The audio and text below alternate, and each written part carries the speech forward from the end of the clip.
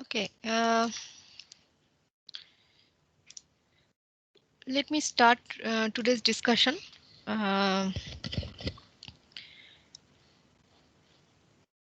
okay, so today I'll just briefly recap what you have learned till now, and then, if possible, I'll start with the concept of classes and objects.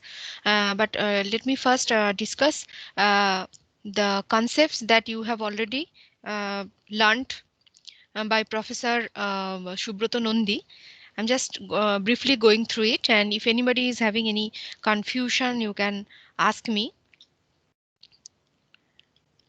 So, I think you all know what is procedure-oriented programming. So, briefly telling, in procedure-oriented programming, the problem is divided into different parts, and each part is presented by functions.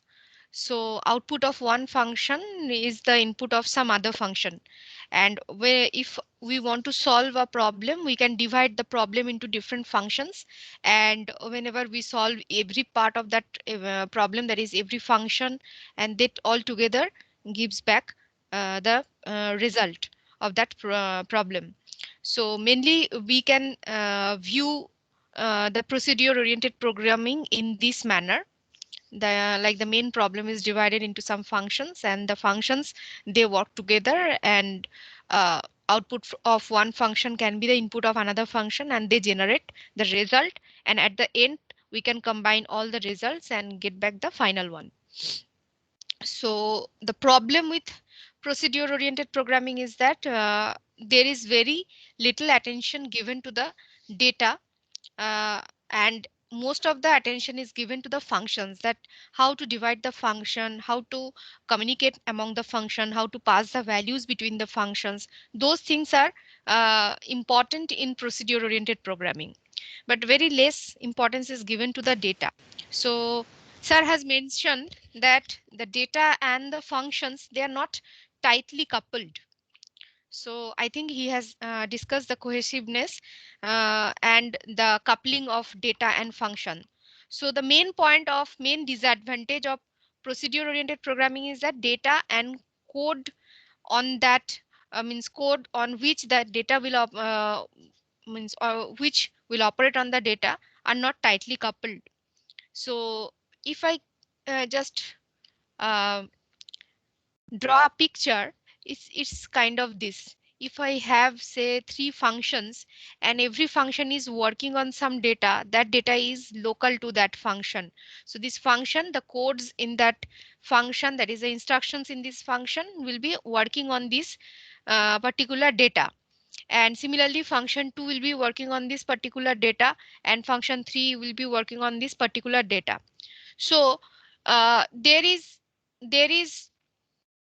relationship between function and the data, and we can say a function on it works on which part of data, that is the local data of it. So function 1 is not accessing the data of function 2, or function 3 is not accessing the data of function 1.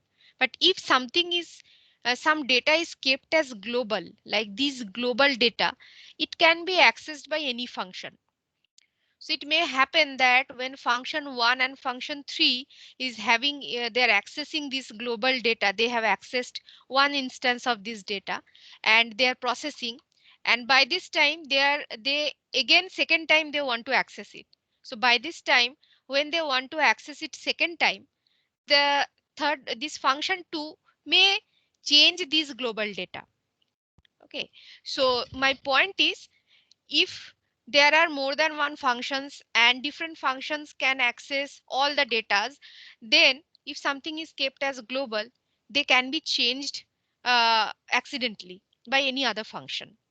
So it may happen that this function 1 and function 3 is doing some calculation with some data stored globally. Okay, say some counter or something, some data. Okay, and that data, uh, they have got one instance, say in time instance T1, they have got one set of data. And again in time instance T4, they are accessing the same data. But it might happen that in time instance T2 or T3, any other function like function 2 or function 3, any other function has changed the data. So whenever it again it access at time t4, instance t4, it will get a changed data. So if some data gets changed during the function executions, so those particular data you cannot couple them tightly with the functions. So these the local data that can be coupled with the functions, that is the function will work on this data only, but the global data is free to all, it can be accessed by all the functions. So you cannot maintain the integrity of the data, you cannot maintain the correctness of the data, any function can change it anytime. So that is the main disadvantage of procedure oriented programming, where the idea of coupling or where the idea of making object comes into the mind. So from there, with the objective of making the data and the function tightly coupled, the object oriented programming comes into the picture. So in procedure oriented programming, so these are the characteristics. It emphasizes on the algorithms. Large problems are divided into functions. Most of the functions share global data, and data move openly around the system from function to function, and function can transform data from one form to another. So this is the main problem, and from there the object oriented concepts uh, comes into the picture. And in this concept, the problem is divided into number of objects. So objects can be anything. Objects can be anything, like any real world entity. You can represent a person, a place, a mobile phone, a chair, table, etc., books, student, etc., everything as an object. Object is a real world entity on which you can do some, or which is having some characteristics and on which we can do some functions. Okay. So uh, the concept of object oriented programming is based on the approach that the problem which we want to solve is divided into number of objects. So previously the problem was divided into number of functions. In this approach, the problem is divided into number of objects, and objects, they bind data more closely to the functions that operate on it. So this, the meaning of this line is the objects, they they always have a part of data that, and some functions binded together. So the data within the object can be accessed by the function within the object. So the concept is the objects, they are having some data and some functions, and they bind together within the object. So, and the condition is the data within the object can be accessed by the functions within the object. Okay. So if I draw a picture, it will be something like this. Say this is an object A in which data is object A is having this some part of data, and some functions are there which will operate on this data. Similarly, this is object B. Object B is having some data and some functions that operate on this data. Object C is also having the same structure. Okay, so the whole problem is divided into these objects. And for the solution, we need to communicate. So data, this the concept is this function of object A can access this data, but it cannot access this data of object B, or it cannot access the data of object C. But functions can call functions. So the object, they will be communicating or passing the values from one function to another function of different objects. So object A can pass call functions of object B, or object B can call functions of object A. And say this object A wants to access the data of object B, then it will call this function, and this function again calls this function, and this function can access this data. So data part, previously the data can be changed or can be accessed directly by all the functions. But here the data is more local to the object. That means this particular part of data cannot be accessed by the outside functions, by this function or any other function. They cannot directly access the data. But here in objects, only the functions within that object can access the data. So this is the condition which makes it more precise, and which is the basic concept of object oriented programming. So we to solve any particular problem, first we will be dividing the problem into some objects, into some classes and objects. I'll be coming to the concept of class after some time.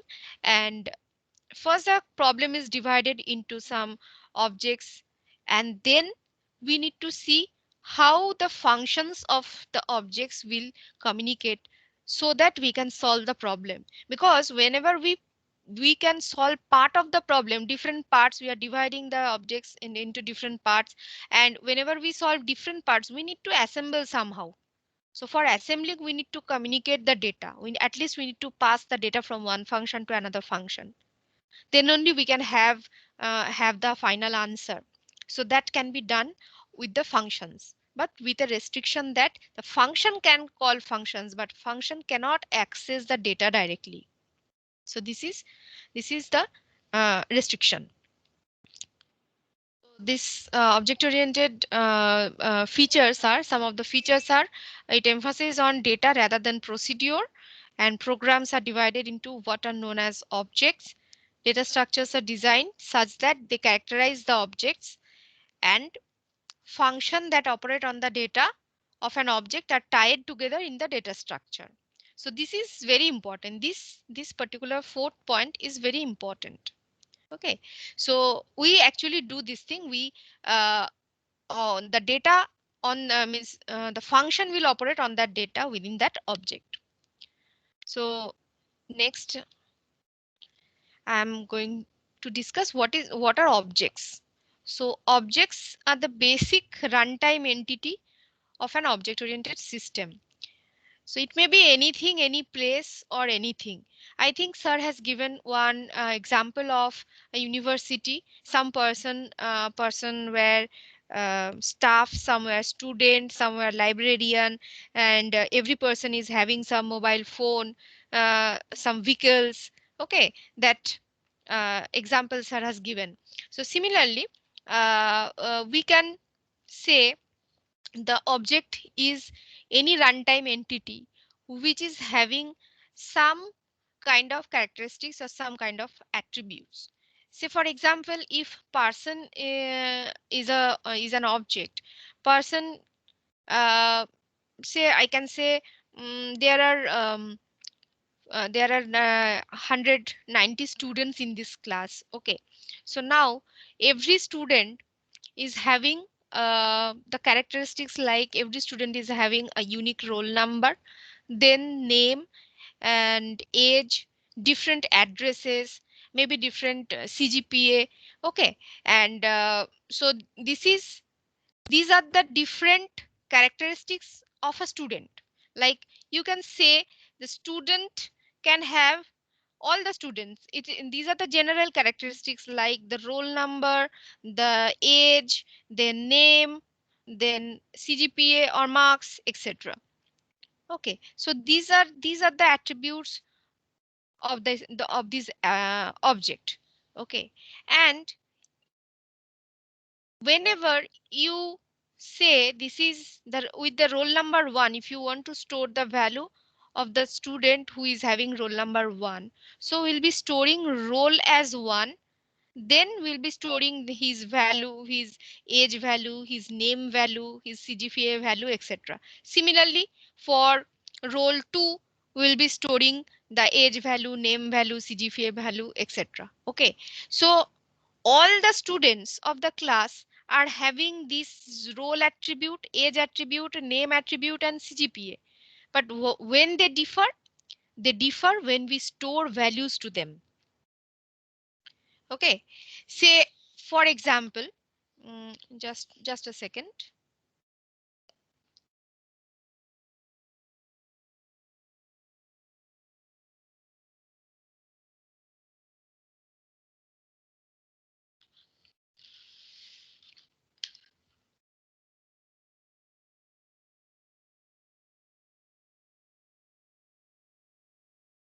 Okay,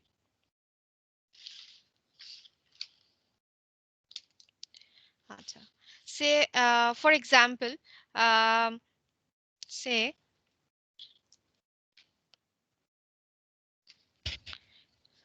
if I name some, say this.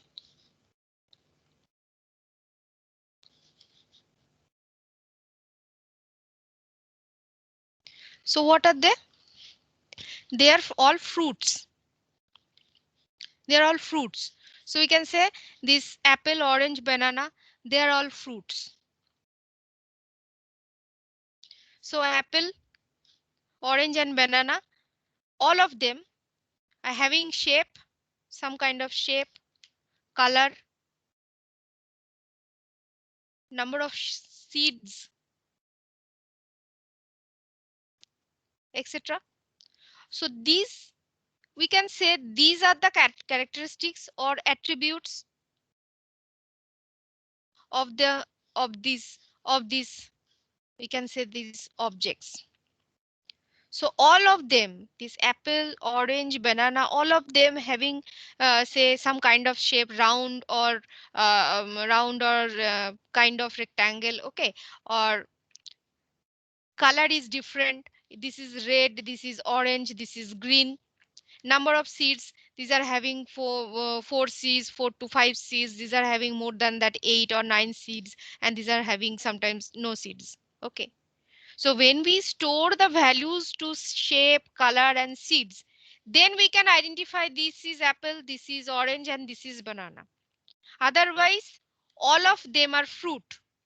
So fruits, they are having some attributes, that is shape, color, and seeds. And whenever we store different values to them, we get the apple, we get the orange, and we get the banana.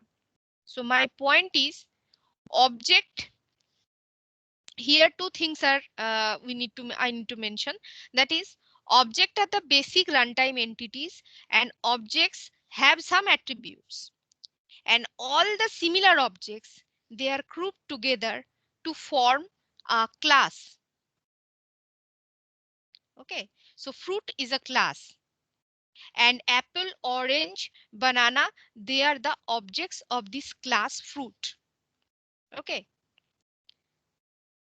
so whenever we get different type of, I mean similar type of objects from the same class, we can say all of these objects, they are having the common properties. These are the common properties as the fruit class. So they belongs to the fruit class.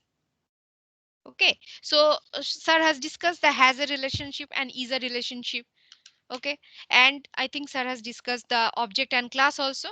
Just I am Ma'am, in that yeah. case, ma'am, just one Hmm. question, ma'am. In that case, is shape, color, and number of seeds the class attributes or the object attributes? Attributes of the class. Okay. Okay. Attributes Thank of you. the class. Say whenever, means all the this apple is having these attributes, orange is also having these three attributes, and banana is also having these three attributes. That means whenever you create a class, they will they will be replicating the same template. The objects will be replicating the same template, same format of the class. And whenever you put some values to them, then only you can find the difference between the apple and then orange or banana. Otherwise you cannot find the difference. Okay, it's something like we are writing this int a b c. Okay, so what are they? Integer variables. Okay, now whenever I write down int a equals to 10, b equals to 20, c equals to 30, then you know the value of them. But otherwise you don't know the value of them. There may be similar values, but you cannot say a, b, and c are same. You cannot say that. Okay, So similarly, whenever have we want to have our own object, that is user defined data type. So if we want to have some user defined data type, that means we want to create our own data type and own variables. Okay, like integer is a built-in data type, and these are the variables, integer variables. So if in a real world, if I want to create my own data type and my own variables, then we need to rely on the class and object concept. So you can also say the objects are the variable of type class. We can also say the objects are the variables of type class. Okay. So I think you have seen the structures in C.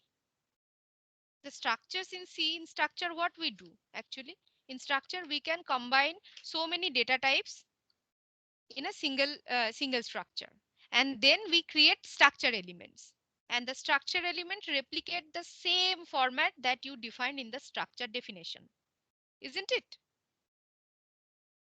So the similar concept, there are difference between the structure and classes. We will also discuss this thing, but the concept of object and classes are almost similar to the structures and structure elements.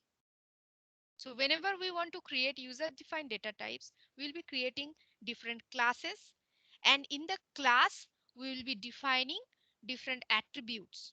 Not only attributes, in the class we will be defining the attributes and some functions which will work on these attributes or data.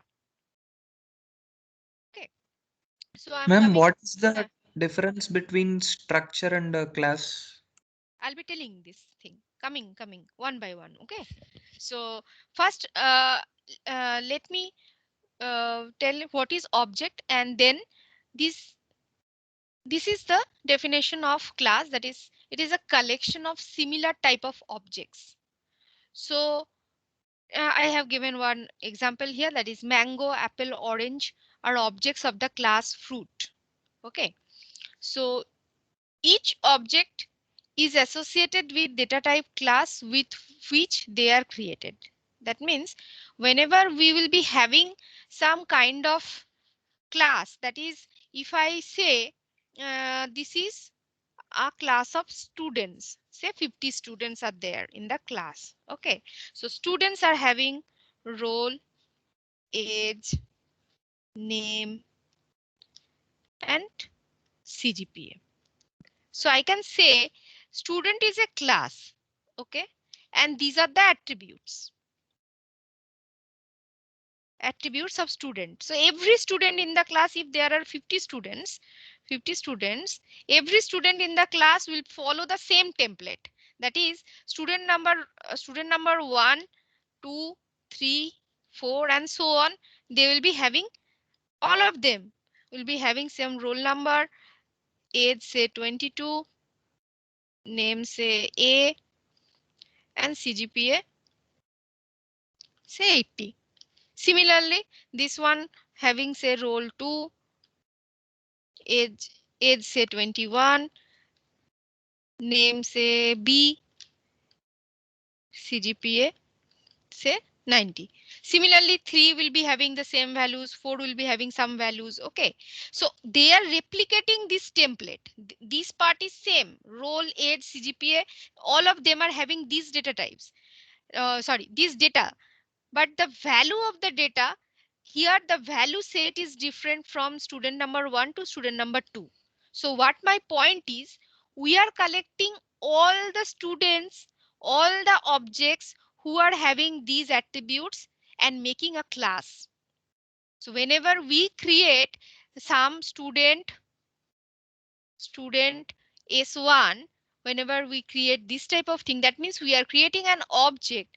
And whenever we create this type of object, that means S1 is an object and S1 is having room for, that is memory is allocated for S1, and it is having room for these variables. These variables. Why it is not writing?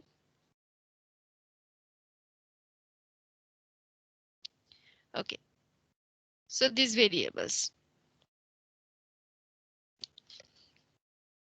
So in S1, whenever you store some value, then it signifies this is the object S1 having some values. Okay. So every object, whatever object you will create from this class, you can create as many object you want.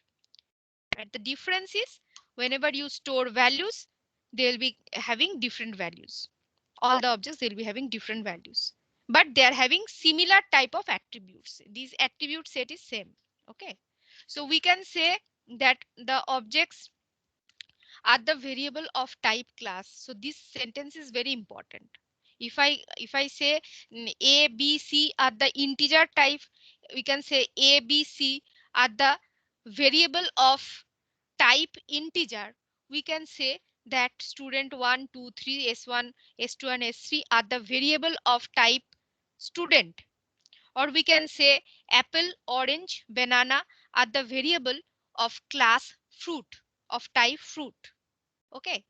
So if I create a class fruit with these attributes, and if I create objects of this class, apple, banana, and orange, they are the variables of this class fruit. Okay. And we need to store values to the objects, and we need to manipulate them. Okay. So two things are there, that is data.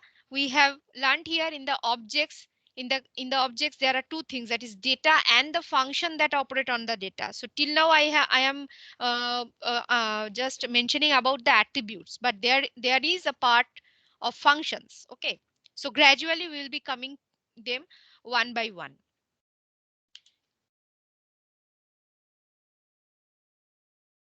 Okay, next is the features of object-oriented programming. So there are mainly three features, and throughout the syllabus, we will be covering these three features only. We will be considering these three features and its implementation, how we are achieving these features, that we will be discussing. Okay, so encapsulation and data abstraction is, let us start with this one.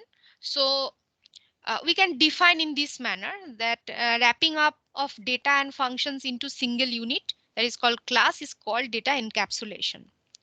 And data can be accessed by only those functions which are wrapped in the class that I have mentioned again and again.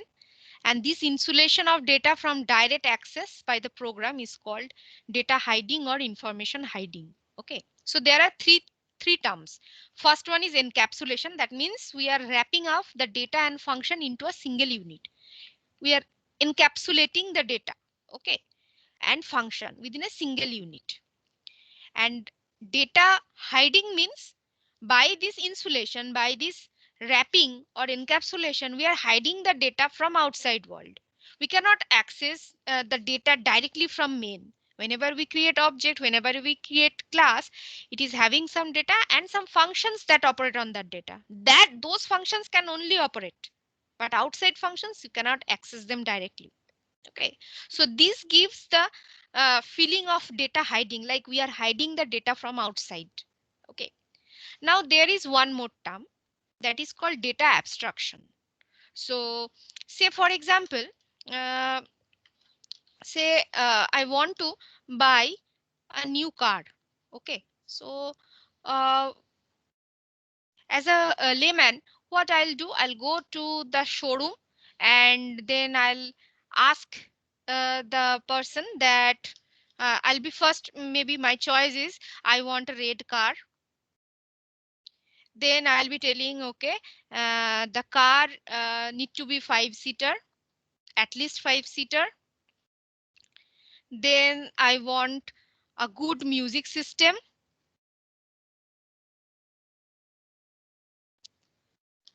Then say I want the airbags. for both the driver and the co-driver. Okay, then I can ask the about the okay, I can ask about the mileage. That is, what is the mileage of the car? Okay, and then I can ask whether it is having some ABS system, anti-braking system, is there or not.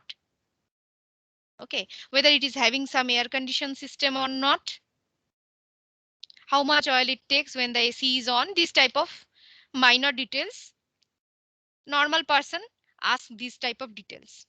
Okay, now when I went to the showroom, do I ask how this AC works, or how the AC is fitted, and how the air is purifying, or how the air is how it is making the air cold, what is the technology behind it? Or do I ask how this braking system works? I can ask for the power steering. I can ask for the power wheels, power steering. But will I ask how the power steering works? The internal structure? We don't ask these things. We don't ask this thing also, that airbags are there. We know if your car is is went through an accident or some kind of uh, some mishaps, during the mishaps with some kind of pressure only the airbags will open. But do I know how they are opening, how they are folded again, how they are opening, and how they are protecting us from any kind of accident? Or we also don't ask how the music system is programmed. Nobody asks that, how your music system is programmed. They can ask that whether it is having some radio or not, whether it is having Bluetooth connectivity or not. This type of thing they can ask. But nobody asks how the Bluetooth is done, how the internal, what is the internal electrical circuit of your car. Nobody asks this thing. So my point is that the person or the user are always interested in some data that they want to know, but they don't go for the deep data. They don't go for the physical structure of all this data. Okay, so data abstraction means something. Abstraction means showing only the essential details and hiding all the other details. So there comes the data abstraction part.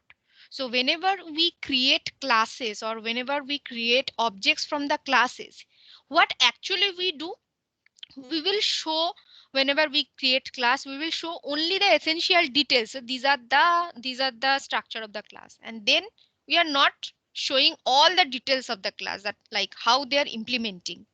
And whenever we write down the implementation part, that is a different part. That means whenever we do the implementation, whenever we define all the things. But for the class, we will be defining, we'll be declaring the class and telling what are the functions, what are the data will be used. But how they will be used, that we are going to tell in the next part. Okay, that means in the next phase of the program. So data abstraction is very important, and the encapsulation, data abstraction, and data hiding, more or less all are same. The main objective is to wrap the data within the object, so that the function which are inside the object can access that data. So this is called abstraction, means representing essential features without including the background details or explanations. Okay, so next is inheritance. So I have tried to incorporate a very small example. I think sir has already told you what is inheritance. So inheritance is, it's like biological inheritance. Like, I am having some properties of from my mom, some properties from my dad, maybe some properties from my grandmother or grandfather. Okay, and I am having my own properties. It is something like that. So process by which the objects of one class acquires the properties of another class. That means if I create an object, if I create a class, say if I create a class, and then I am creating one more class from that class. Okay, so the new class is known as the derived class. So the first class, say there is a class that is known as base class. So base class I am creating, and then from that base class I am creating one more class that is called derived class. So this derived class is having the properties, some of the properties from this base class. Okay.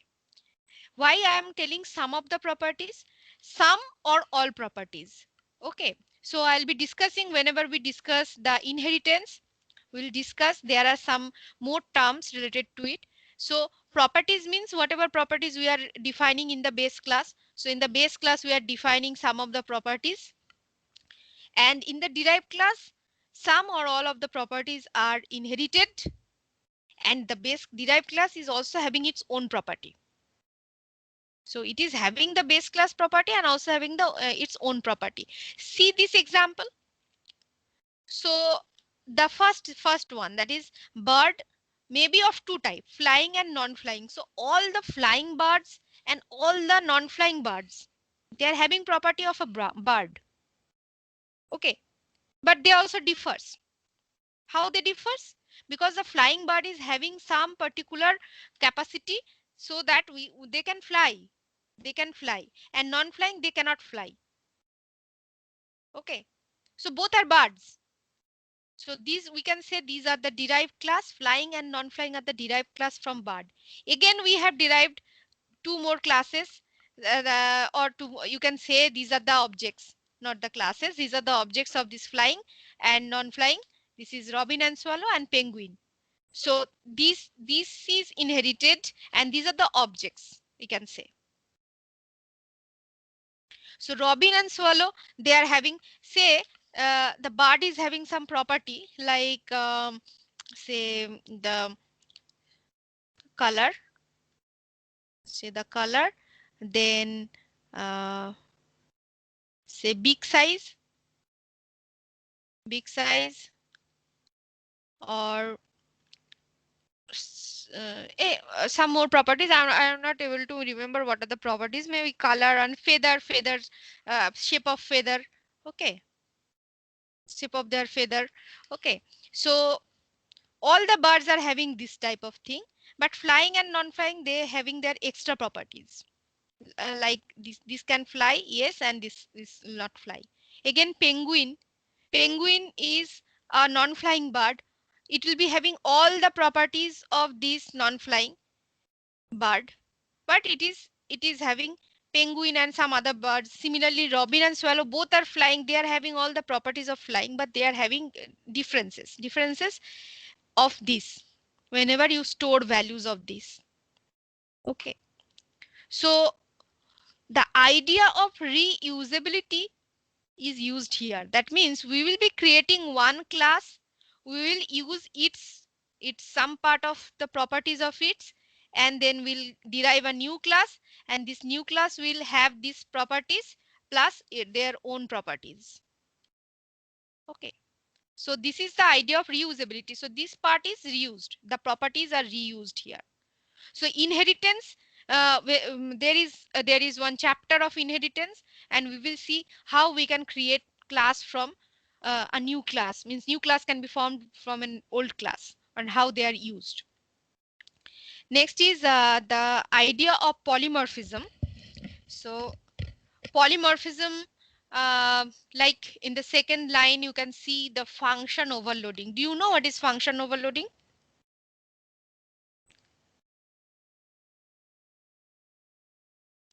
Yes, any idea? Ma'am, when one function is used for multiple purposes, like the same name, but Used it is a for multiple purposes, like different modifications are done Different in the data different types. instances. Yes, ma'am. yes. That means ability to take more than one form. So polymorphism. So this is having two part. First part is poly. Poly means multi, and morph means ability take form. Morph. Okay. So it means ability to take more than one form. So it can be done uh, done in two types of thing. In two types of thing, whether you can do function overloading, or you can also do operator overloading. That means you can have same function. See, I have shown here one function overloading. There is a class called shape and two classes called circle and rectangle. So shape is having, say, dimension, some dimension. Okay. And we can, for a circle is having radius and rectangle is having length and width. So for calculating area, we need these two. For calculating area of circle, we need these two. For calculating area, we need these two. Now, sorry, we need this dimension. Now, say if I not mention anything, any calculation of this area, and if I want to use the same function for these two purposes, okay, the same area, this name is area, function name is area, the same function, we want to calculate the area of circle and area of rectangle. So for area of circle, what we will do? We will pass the normally, not concept of object and class, anything in normal functions, in normal C. Okay. So if I want to do calculation of the area of circle, we'll pass the radius and we can have pi r square is the answer. We can return pi r square. But for rectangle, what what will be the what will be the Length passing and breadth over from the length and breadth? ma'am. Two arguments we are passing. So my point is that if I have two functions, area, same function name, but how we are differing? That is the number of parameters we are passing and types of parameter. So number and type is different. So here two number of arguments we are passing. Here only one argument we are passing. And return type, return type also differ. So if I have same function name, but we are having different number of parameters or different return types or different data type, that time we can say it is we are overloading the function. That is one function is have exhibiting different behavior. Sometimes this area function is calculating the area of an rectangle and sometimes it is calculating the area of an area, sorry, circle. Okay. So this is called function overloading. We will we will study this function overloading once again in a very detailed manner. And the operator overloading, this is also very interesting. That means we can use the operator for multiple purposes. Okay, so operator overloading is required in C++ as well as means in object oriented programming. Operator overloading is a very important thing. So our main objective is, like I have discussed, that the objects are the variable of type class. We want user defined, we want user defined data types. That means the classes. So if I want an user defined data type, I also want it to use as normal built-in data types. Like in data types, in built-in data types, what we do actually, say int a b c, we can do b is equal to a plus c. Similarly, if we create some object, okay, say from some class we create object 1, object 2, object 3, then whether we can do this thing, object 3 is equal to object 1 plus 2, whether we can do this thing. Okay, so for that we need to redefine the meaning of the operator. We need to redefine this plus operator. For doing this kind of thing, object 1 is equal to object 2 plus object 3, we need to redefine the plus sign also. And this is also, this also the assignment operator. Okay, So operator overloading, the concept of operator overloading comes that can we use the same operator for multiple purposes?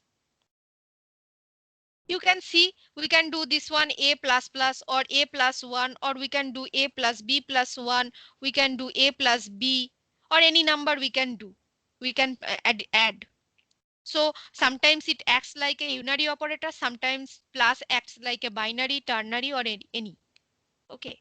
So the same plus operator is used for multiple purposes.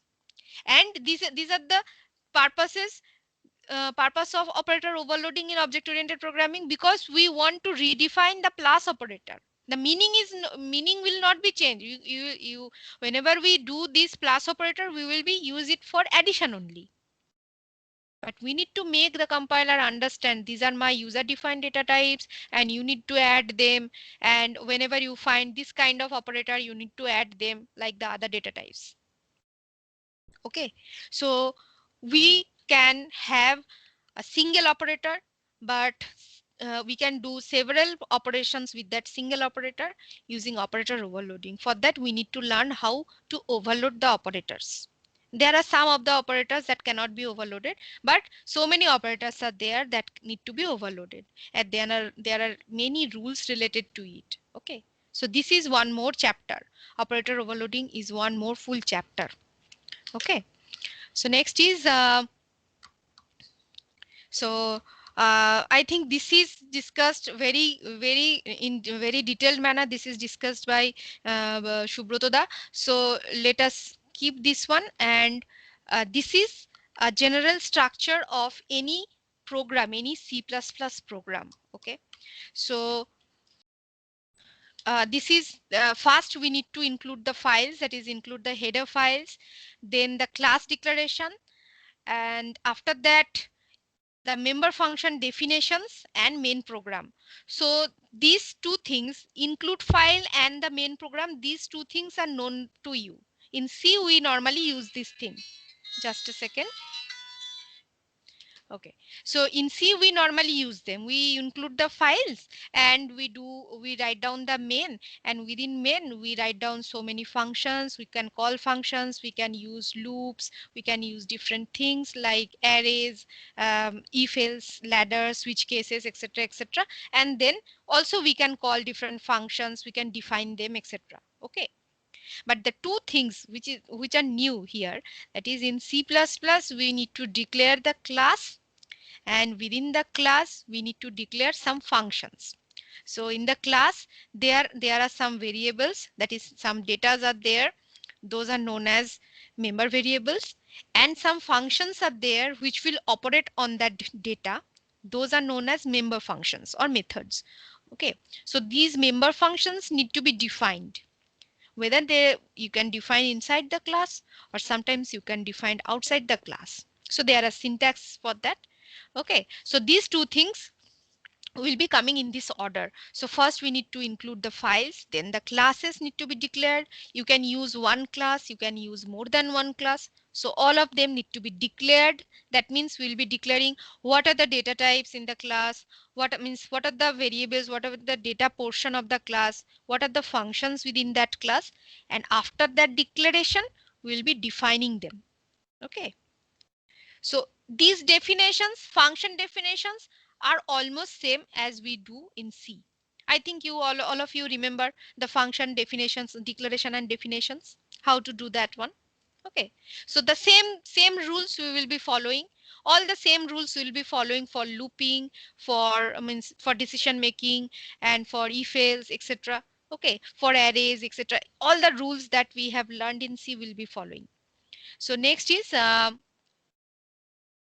sorry, this is yes, this is a general format of a C++ program. So I have not included here the class and the member function definitions. So this is normally normal definition like C. So if you uh, want to do this type of thing, just a simple adding two numbers. Peter is asking for the first number and Frank is providing 2. Again, Peter is asking the second number. Frank is providing 5. So 2 and 5, they are kept in memory, and then we are doing this one. Okay, sum. So this is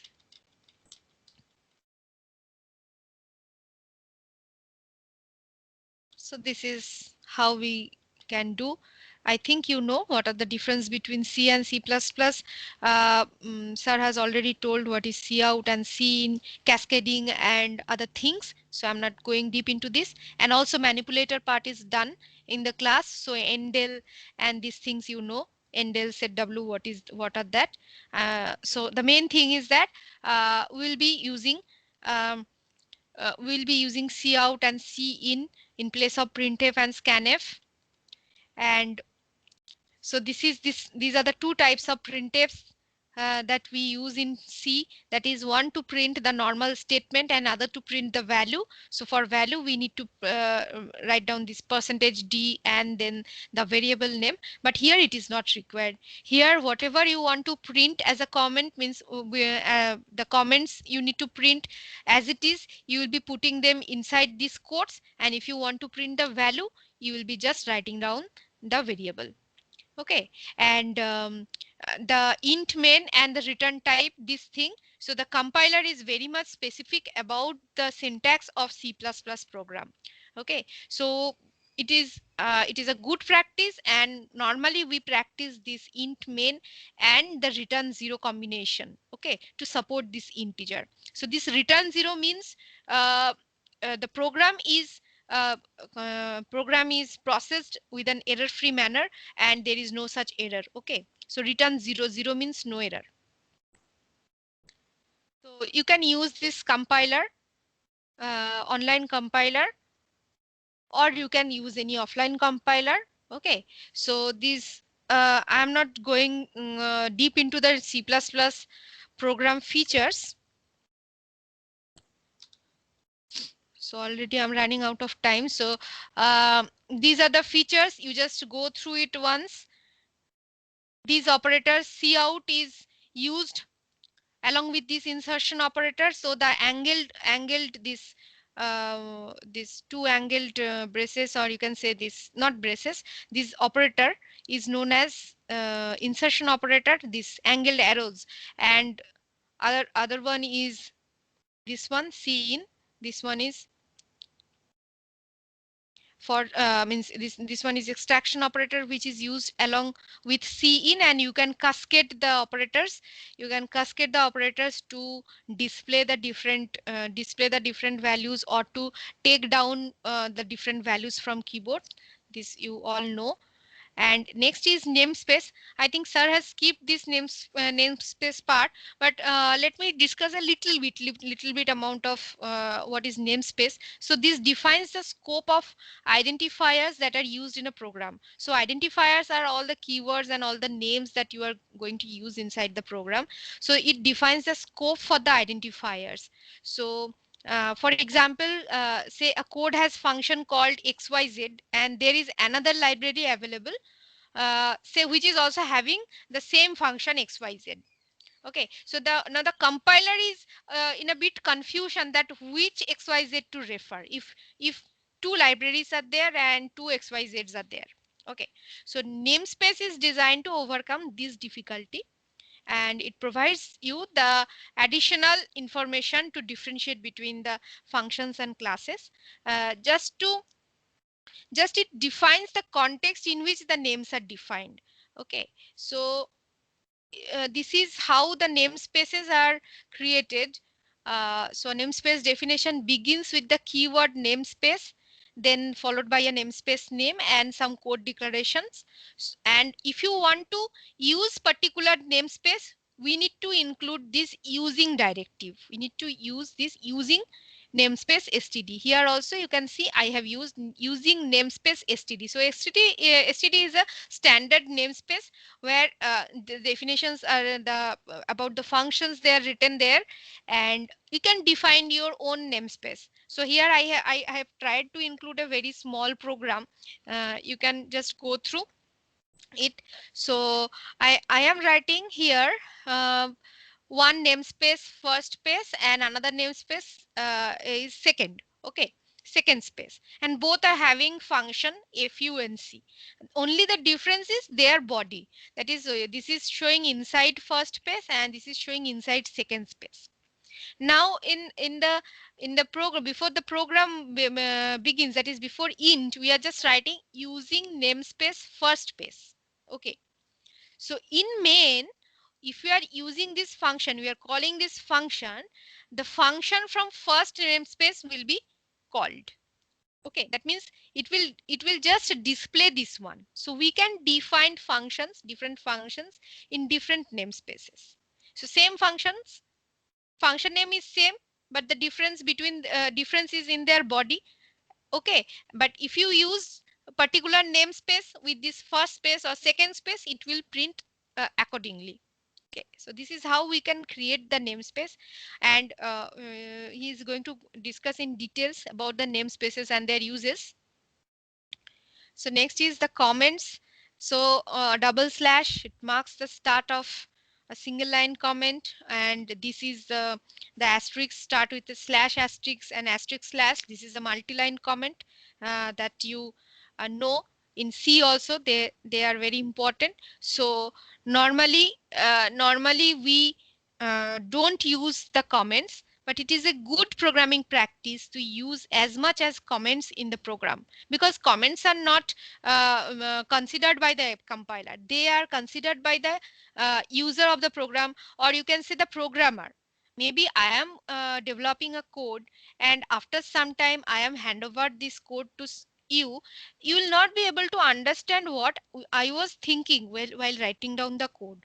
So if I commented out the codes, every part of the codes in a well defined manner, then from those comments the next programmer will get the idea of the code, like what what was in my mind during I am coding that particular program, and then from there they can upgrade that one. Okay, so it is a good idea, it is a good practice to have comments in your program. It is for the better understanding. Okay, so and different directives are used in C++. So include directives, that you know, to include some predefined files. IOStream is a standard input output stream file, and you can also have user defined files. You can create your own libraries. You can do that one. And different keywords are used in C and C++ also. So in C, normally 32 keywords are there, but in C++ 63 keywords are there. And mostly I have just listed down some of the keywords that are used in C++. And the identifiers are the unique names. That is, that name part is known as the identifier. That means it is used to identify a variable or a constant or a function, anything. That name, particular function name we are giving, that name part is known as the identifier. Okay, that means it used for identification. So for identifier there are certain rules that we need to follow. So it is no need to remember all these rules.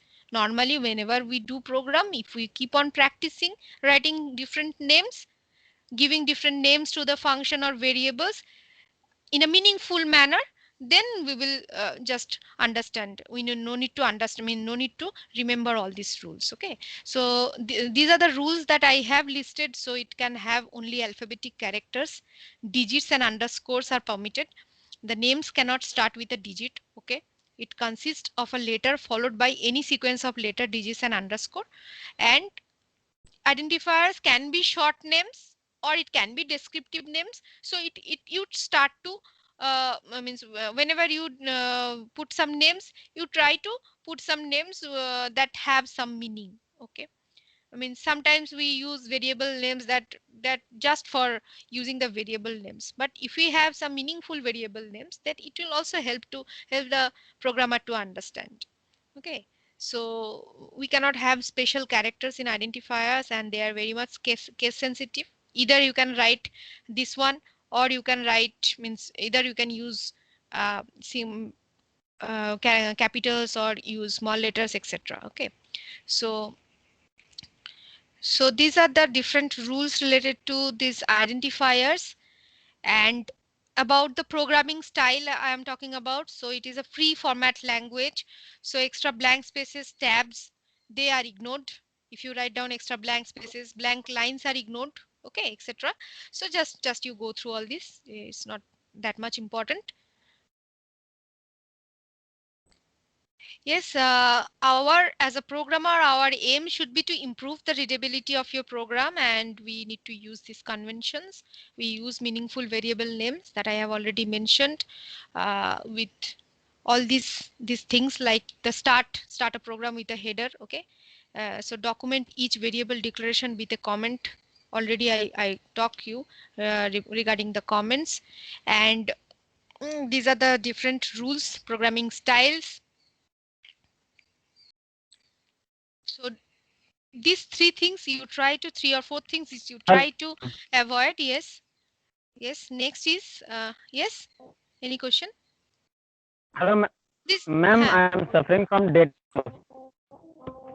you're suffering from? My my data will be less if I Okay, continue okay, in the okay, class. I will never take a class, ma'am. okay. I'm what is the time? Okay, already 4:06. Okay, I'll let me stop here. Then I'll continue these things in the next class. I'm sharing this slide, the whole slide I'm sharing. I'm left with a little bit portion, that is this declaration of variable and dynamic initialization, reference variable. So these things, just a little bit of operators related to operators that we are going to use in C++ and different control structures, and these are the different functions that we are going to use. So in this, the inline function, friend function, and virtual function, these are very important. Okay, so inline function, and here I am going to discuss the inline function in this chapter, but friend function and virtual function I'll be skipping. I'll be telling this thing after some classes. Okay, so next day I'll be taking the class, and that day is Monday, na? So Monday I'll take the class, and we will start, um, we'll see these things, and also we'll start with the class and the concept of classes and objects. Okay, and how to create the class and objects, that will start, I'll try to start in that class. Okay, is it possible to have some class on Friday?